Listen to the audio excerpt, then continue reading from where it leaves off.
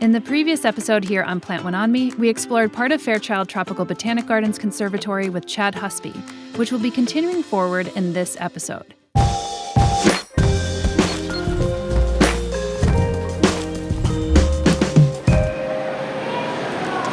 To come in here. Well, I'd love to show some of these flowers. Oh yes, you got the... Just because a lot of these have been reclassified into... Yeah, this one, I think, this might be a Gopertia now. Yeah. The flowers look very different. Yeah.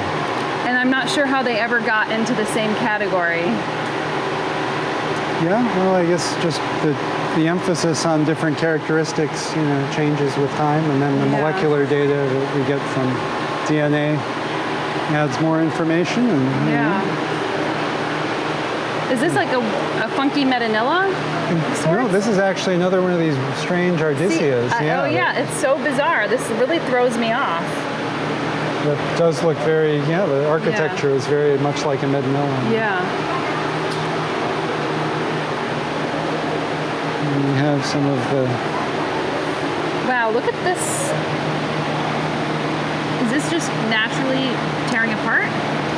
Yeah, it's actually common name is window pane palm for that reason. That's cool. This is a palm that really needs the RO water, but you can see it's already mature down here, even at that very tiny size. That's fairly cool. Especially, I could imagine if the sunlight was streaming through, the type of pattern that it would create. Yeah, I think that's where it got its name. Yeah. And this is a costus with really wonderfully striped stems, which is being described as a new species. So wow. Look at that.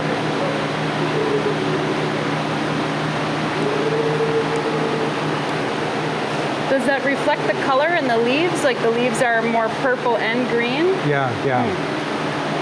This has great color in both the stems and the leaves. Yeah. And flowers as well. And this is also an ardisia here. You are throwing me off. This is crazy. It does have the kind of raised scars where the leaves were. And I grew this actually from a leaf cutting, believe it or not. It's crazy. I don't know. And the leaves are really thick on this, really thick and leathery. Yeah, very leathery. But if I was just looking at it, I'd be like maybe Homelamina or something. I don't know. Yeah, it's very until it flowers. It's really not. Yeah. It would be very hard to guess. It would be very hard. Now, is this another piper? This is another piper. Yeah. Okay. Exactly. You can sort of see some of the swelling, especially lower down. Oh yeah. It's like these little knobby knees, like on a giraffe or something. Yeah. And this one also has hairs on the stems and under the leaves. There's just an enormous diversity of pipers. It's pretty. We don't even have a name for this one yet. And we have a few more ardisias here that. And these have some of the really striking metallic leaves. Yeah, really striking. And so this one's really kind of very dark green, almost black, to kind of brown color. Two different species? Probably. This seems more like thin and drip tippier compared to that one. They're probably different species, though, some of these may currently be thought of as just different versions of one species, but we haven't really sorted them out yet to see how they would be classified. Oh yes, and this is the Atlingera brevilabrum that was all damaged by cold in the other house, but this part of the conservatory is heated to 55 when it gets cold, and so we made sure to plant plenty of backups in here. And here they're quite undamaged, and this has got this amazing natural variegation. How about this big velvety leaf right here? No, that's Heliconia superba. Sorry, Heliconia gloriosa. That I just said it's glorious, and you're like Heliconia gloriosa. yeah. And it almost has some little bit of a rainbow color, Yeah. toward the middle. Very iridescent, very velvety, but it's very slow growing for a Heliconia. It's very, very sought after. Let's see if it goes. Just checking on the Darth Vader flower, but it doesn't. Oh, did you put a Darth Vaderiana on there? Not a Darth Vader, but this is the Darth Vader flower, but it's not flowering currently here. I know This what is you're talking about, the flower that looks like Darth Vader's like cat or hat. Yeah. We have one outdoors that we can check on.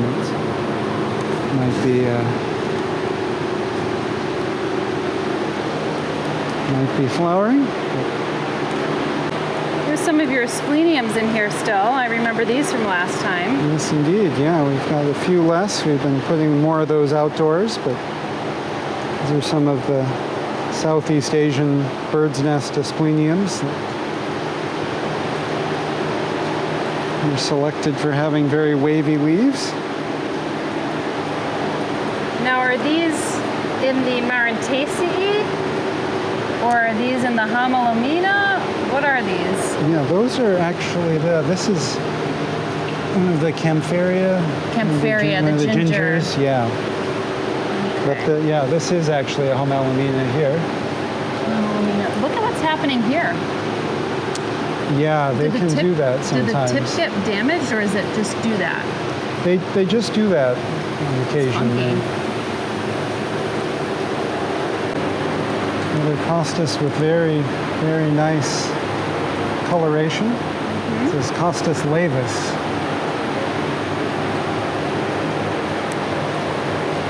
And fortunately, since it's in here, it's faring better with the cold because it didn't experience anything below 55. We're thinking of doing a Costus tour, but with the cold, it kind of like changed the plans up. Cold. We have some of the darker colored Homalominas here. They are quite...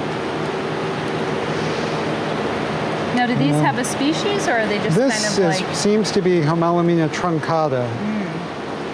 And these you can even grow in the water. They can grow semi-aquatically if you like. Some of the flowers? Two flowers. Awesome. They look like they're little shy flowers. Do they ever open up, or is that the kind of like as the extent of the way they open? They open just a little bit more, but they don't. Yeah, they don't completely unfurl. The spathe tends to stay more curved. Interesting. In the Homalominas. We always have something a little interesting growing over here. There's a whole bunch. Whole diversity. Hoffmannia are flowering. Yes, indeed. Always really nice to see. It seems to be Hoffmannia roeslii probably, but still a little bit of uncertainty about the names for these. Yeah. I've seen like a refulgens, and I've seen, different ones and crosses of those. It's a little confusing with the names for sure. Now, is this another pandanus growing up here? This is another Freycinetia, one of these pandanus relatives that has the bases of the leaves that are red. It's quite spectacular, and we even have yet another one here. Oh. It's also got very, very dark leaves that are purple underneath. This one's much slower growing and less inclined to attach to the wall so far.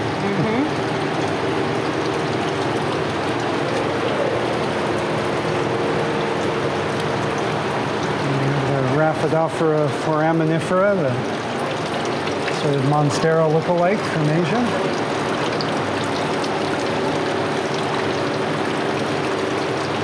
And so you'll find more of the Rhapidophoras in Asia and the Monsteras in the New World. Right, yeah.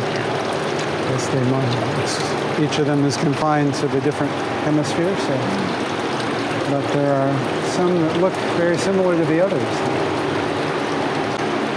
Can you point this one out again, Chad? Because this is one that looks like almost like an elm or something, but it's not. I can't remember what you said it was. Yeah, this is Dillenia philippinensis, and the Dillenia genus tends to be quite cold sensitive, so we put them in here. And they have gorgeous large flowers that have the center almost looks like a sea anemone, but they only last for about a day. And this is, and in fact, David Fairchild, who the garden was named after, brought back some of these back in 1939 in a big expedition he was on, but they didn't survive because they didn't have cold protection for them then. So look at this winged, like this. Is that considered, I guess, the petiole? Is that a winged petiole, or yeah, yeah. Well, this is actually it's sort of an accessory leaf that kind of wraps around it and then it falls off. Huh. It does indeed. Actually, it is attached, so I think it may not. Yeah, I guess it may actually be categorized as part of the petiole. Yeah. Do you think it's something that relates back to ants in any way? It could be like, it's because it's like a little, I don't know, like a little sack of something in there. It's quite possible. Though they don't persist very long, so I see that does. This one feels swollen. Yeah, it does. It does seem like it could contain something. And then they will split open later and then just shed. Interesting. Peculiar. Come right off, yeah. Now, is this an Anthurium species, or do you think it's just a type, like a hybrid, or? I've heard different opinions on it. I think they did say maybe Anthurium magnificum, but not quite. It might be a hybrid, so. Hard to keep track of the provenance. Oh, sure.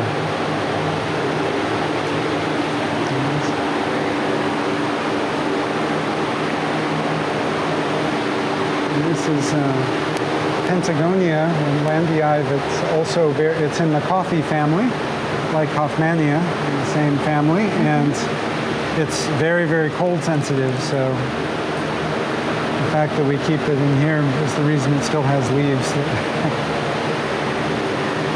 But they're gorgeous leaves, so they're worth preserving through the cold. Yeah, absolutely. Just to stand back and take a look at the structure and how big it is.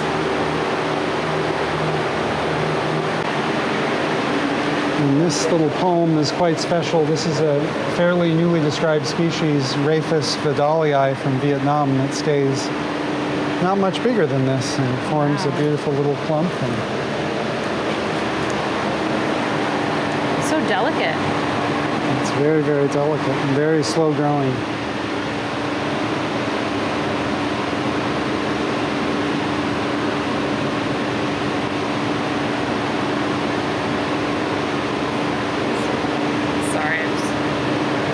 I picked it off. Oh, good.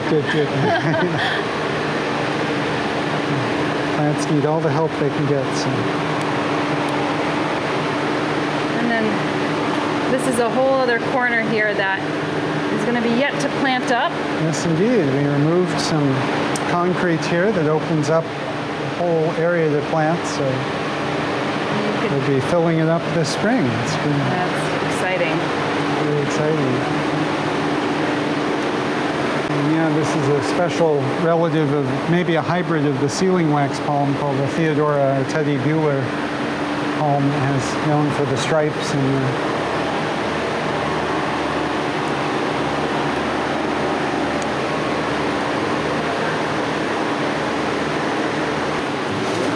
we do have some other Dillenias, like that's another one, Dillenia excelsa. Oh. With the new growth?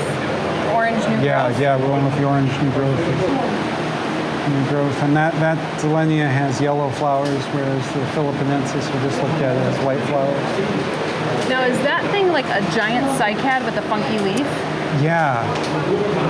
Can we go see that? Yeah, by all means. Yeah, is Ceratozamia urifolidia, which almost looks like a giant maidenhair fern type. Yeah. And it's from Mexico, only known from Mexico. And it's got some of the largest leaflets of any cycad. And kind of funky shaped. Yeah. It's this fantastic plant. Really pretty. Especially when it's actually in the fan, like just blowing in the wind like that.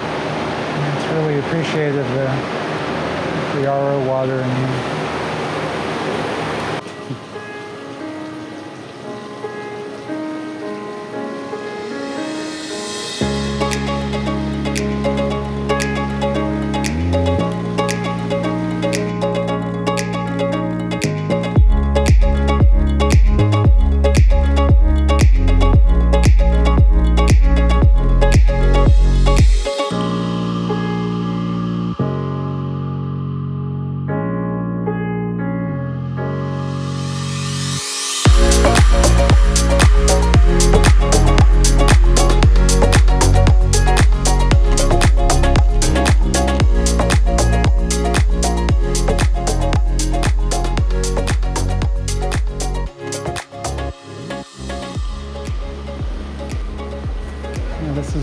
It's not flowering right now, but this is another one of these epiphytic ericaceae.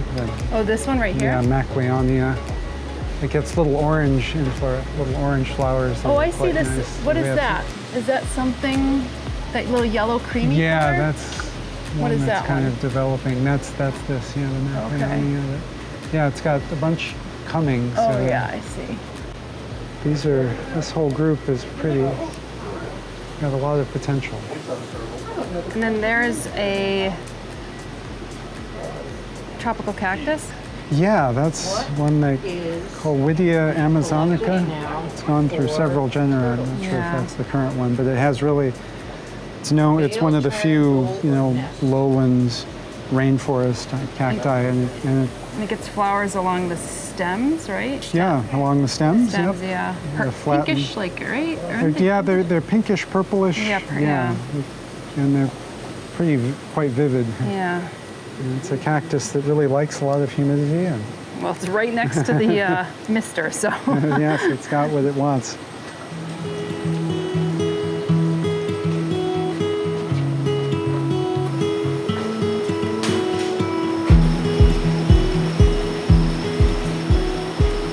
Right, yeah, this is the Whitman Tropical Fruit Pavilion, which... Wow, it's new. It has a rain.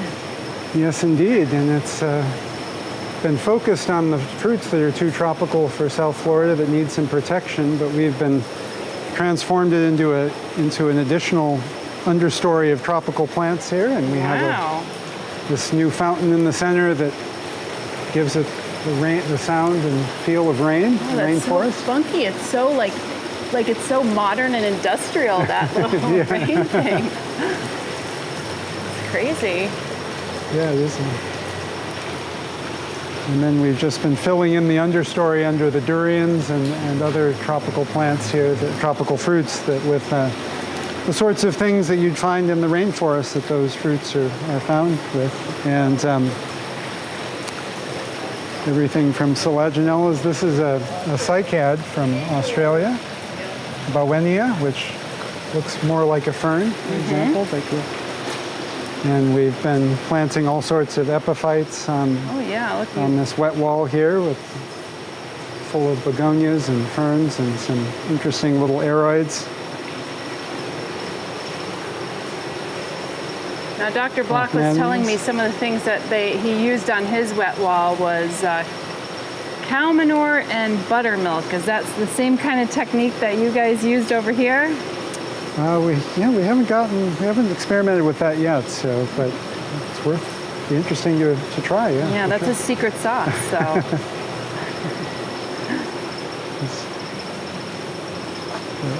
It's always good to find ways to get more nutrients to plants on the wet walls. So this is also then heated, because you were saying that this is a much more tropical space? This one actually is no longer, it was at one time, but now it's just covered. It's not actually actively heated. So So we do get some cold stress in here now at times, like we've seen like this piper here was not quite happy, but you can see the knobby stems that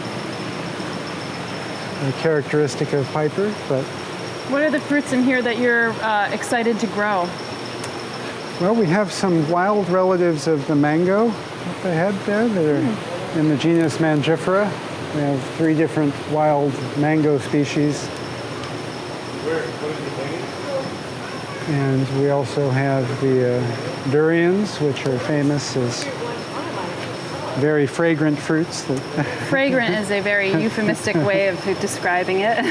Not to everyone's taste, but I happen to like them, but most people don't who aren't from the areas where they're eaten normally. So. It's an acquired taste. Absolutely, yeah. We've been growing some different conifers and a tea plant here from New Caledonia.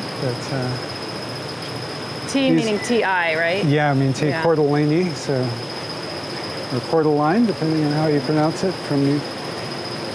And also these dacrydiums, these relatives of Podocarpus from Southeast Asia and New Guinea.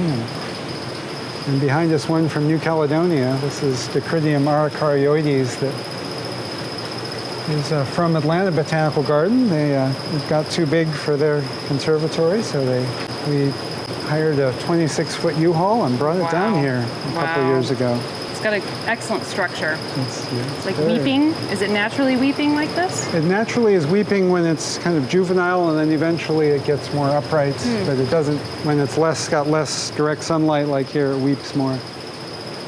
And it's actually producing cones that these are dioecious again. They come in male and female. This is a developing male cone, and they don't get much bigger than this. So this is the one cone that makes pollen, and the cones that make seeds, the female cones, actually just look like a little leafy shoot. They don't, which would be on a separate individual, and it's hard to even recognize them as cones. Whereas the other conifers in the temperate zone that look like this, like the junipers and whatnots, are quite different, more cone-like cones.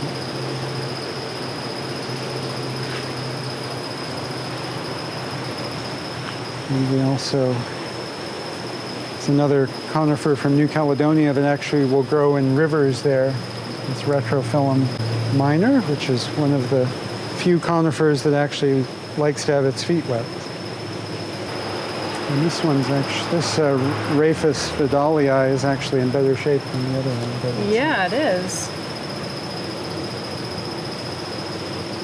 I love how elegant it is. Very elegant, yeah. And this is an interesting tree. We only have room for a few trees in here, but this is a dipterocarp that is a member of this family of trees that produce many of the canopy giants in tropical Asia, but that family doesn't contribute much to the rainforests of the Americas, and they also tend to like the better water, the more acidic water that we have. With the reverse osmosis here, they're harder to grow on limestone, so we grow it in here. Very neat. And this conifer here is quite unusual. This is another retrophyllum like the one in New Caledonia, but this is probably the rarest conifer in the Americas.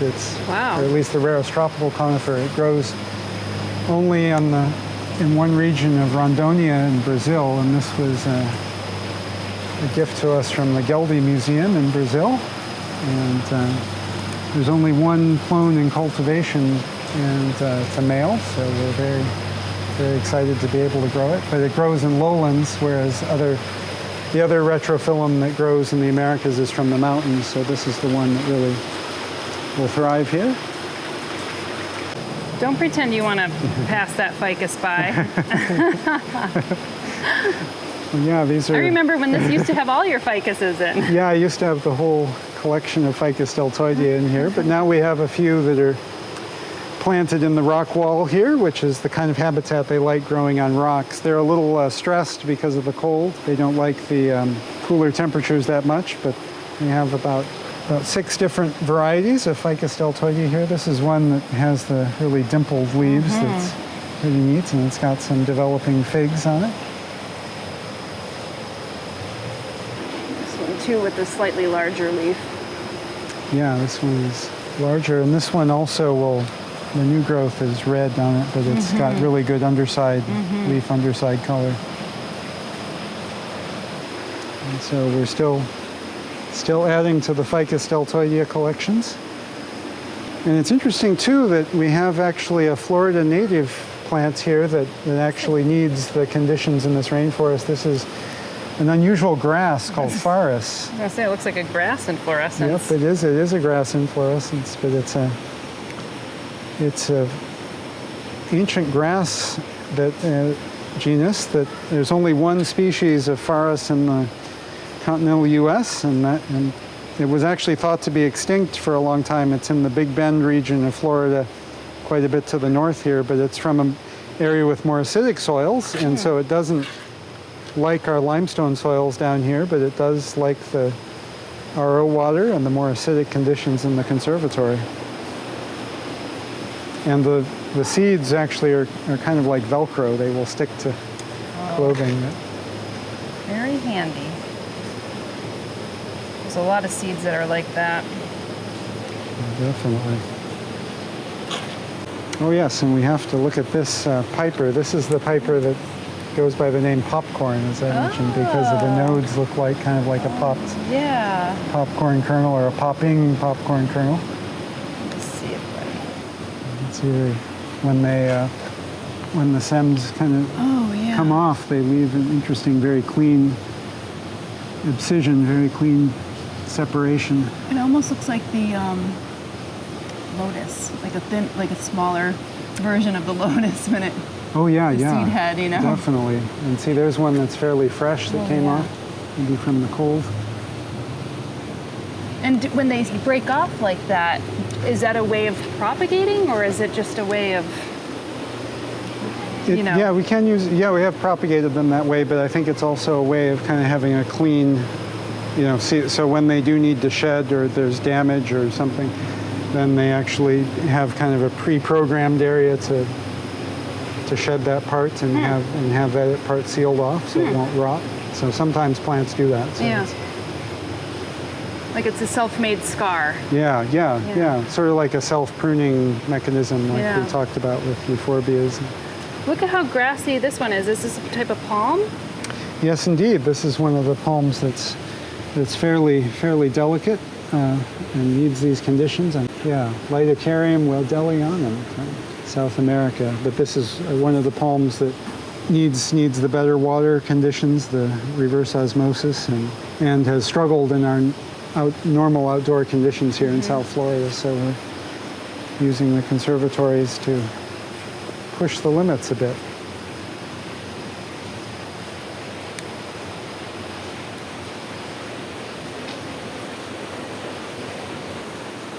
And this is more of that same piper here with the very bullate leaves. Really upped your piper game. Well, this is the same one, right? That's the same one, yeah. So. Yeah, this is kind of an interesting plant that needs the conditions in here. It's actually in the sunflower family. It's Stiftia. It's actually a tree. Wow. A tree aster, basically, from Brazil. And Stiftia chloroxanthin. It's got. Interesting. We have one native tree aster in New York, actually. It's just along the coast. Excellent. And I cannot think of the genus name of it, but I was shocked to see that we had a native tree aster. It's actually, and I had to buy it from a nursery in Florida. But this tree aster doesn't like the alkaline soils here, so we. Interesting. And there's actually a flower hiding in here. Oh, huge. Yeah.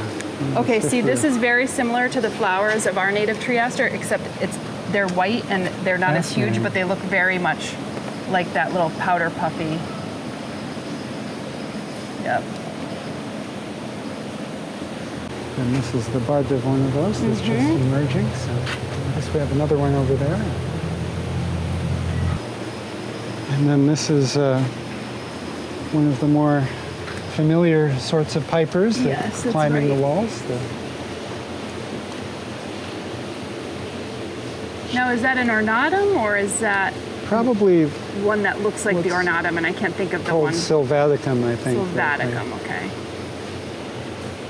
There's two that look very similar that I... Yeah. Ornatum is often sold in the horticultural trade.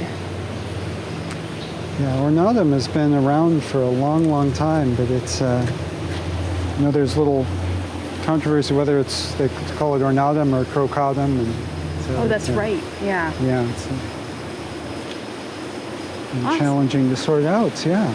Once we came around This to looks so cool with the fog in the back. Yeah, the fog is pretty awesome. This is a really nice ginger here with the kind of undulating leaves and the red undersides. It's another, I think. Yeah, it's like puckered in the... That lingera, yeah. It stays smaller. And is there a thin-leaved one in here too? What's this one? Yeah, that is a ginger, but we're not sure what genus it's in yet because it hasn't flowered, but it's... Yeah. Or it could be maybe an alpinia, or... It could be, yeah. Or one of the other interesting Bornean gingers that... But yeah, the diversity of gingers is quite astonishing.